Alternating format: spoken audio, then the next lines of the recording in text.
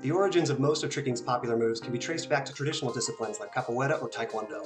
There's one skill that was born spontaneously out of the creative energy of our practice. This is the history of tricking's unique twist element, the Takuraba. Broadly speaking, the entire vertical kick category overlaps with its roots in the martial arts. Similarly, while gymnastics doesn't own the backflip, pure tumbling fundamentals can still be ascribed to that sport in the context of tracing origins. But what about horizontal twisting? There are four major categories of twist tricks: raise, B-twist, full as in a cart full from inside stance, and cork. Within the full category, if we zoom into the other forms of takeoff, we can see the more unique and recognizable wrap twists, including the Takuraba. Butterfly twist comes to us from traditional Chinese martial arts, Kung Fu and Wushu. Both hyper twist and even double butterfly twist, for example, were around before the term tricking. The raise and corkscrew both come from capoeira, where cork was originally called full twist. These skills and their respective martial arts date back further than any existing record of how or when exactly they were dreamed up. The tack, on the other hand, didn't appear until the new millennium, and it came from a martial arts studio in San Jose, California. This is the IMC Academy, and the footage you're watching was recorded in 2003 and featured on the trophy shelf of tricking samplers, Bylang.com. Several of the athletes in this video were featured in other samplers and performances on Bylang, including Alvin Cash Chan and one of tricking's most legendary heroes, Jeremy Marinas, aka the Prodigy. But the man who came up with the idea is actually sitting down in the background with a broken ankle. That's Todd Santo, or Takuraba as he's known, the current owner of IMC now in 2022. As you might imagine, a guy watching all his training partners have fun while he's injured has plenty of time to come up with ideas. And as he described it, one day while in math class, I wondered what would happen if I set up like a 540 but went into a front flip. So what do you get when you start a cheat takeoff like a 540 kick, a turn into a front flip in line with momentum? Here's a clean demo of the tack, posted to YouTube by user Hugo Lopez in 2016. So why don't we have the original clip from Mr. Takuraba himself?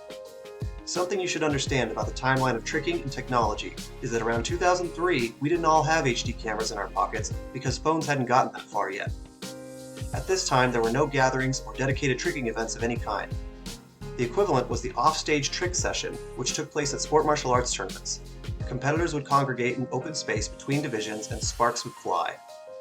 The tragedy is that there wasn't always a camera handy, and when there was, the footage didn't always survive to see the light of day. As a reminder, YouTube was still a few years away, so unfortunately the original tack wasn't captured on film, and what's more, it wasn't recognized at the time of its inception as a landmark skill.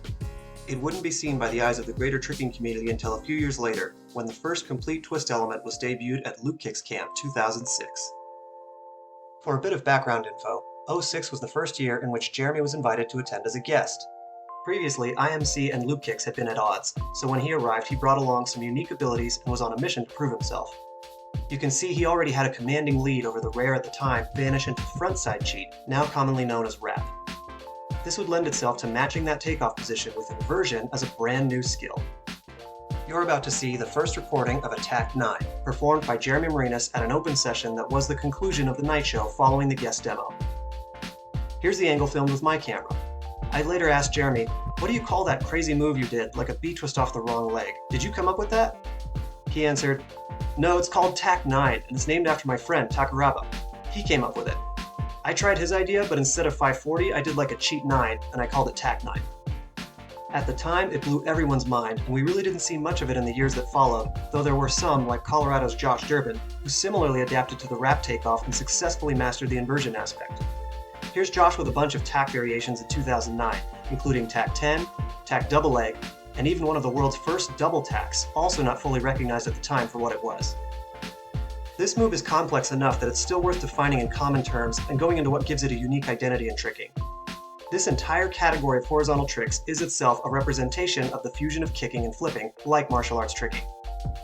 Takuraba as a pure twist element can be thought of as B-twist off the opposite leg, or raise from the opposite stance. It's rotationally 90 degrees less than a cork, and therefore fits in the same position as cart full, inside stance. One definition of tack is the sequential master takeoff into a horizontal twist, or another could be vanish from complete landing into full. As a standalone trick, the front flip version was recorded in 2009 by Finland's Ville Mustonen, and this clip made it into the Club 540 Trictionary, becoming practically the only reference and example most of us would be able to find for a while.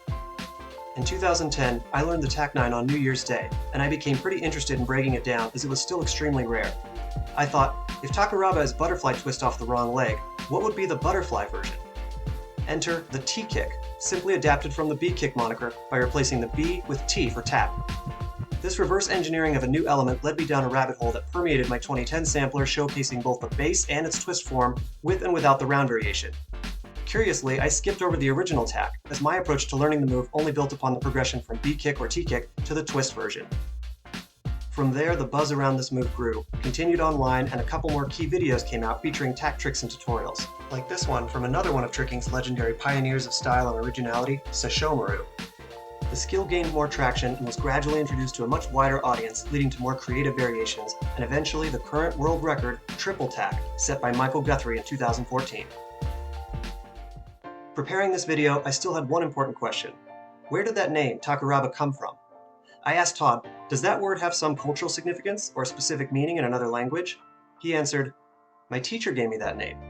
IMC has always been focused on self-defense in a combat setting, and he saw in me a similarity to the relentless fighting style of Kazushi Sakuraba, the pride fighter from Japan who used to dominate the Gracies. He appended the first letter of my name to his, and that's where I got my nickname. I made this video because I wanted to pay homage to the Takuraba and its history. In addition to being an original skill representative of our discipline, it was vital in helping me develop my understanding of tricking. Between Loop Kicks, the West Coast Action and Next Gen performance teams, and IMC's X Gen, the San Jose area has been arguably the most influential region in tricking for its part in driving the discipline, both organizationally and creatively. Now you know that the Takuraba we have today came from here as well, having begun as a standalone amalgam of kick and flip before morphing into a truly unique and integral piece of tricking history.